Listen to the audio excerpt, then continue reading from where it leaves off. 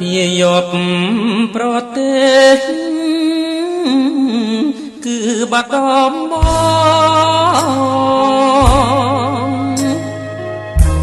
នឹកអ្នកភូមិផងរបងជាមួយទីធ្លាប់កំសាន្តហាងកំពីងពួយនឹកឡើងរែងព្រួយឆ្ងាយហើយសែនឆ្ងាយភូមិក្រពើជើងឃុំភ្នំសំពៅបាននន់ហួងទៅចំការសបាយ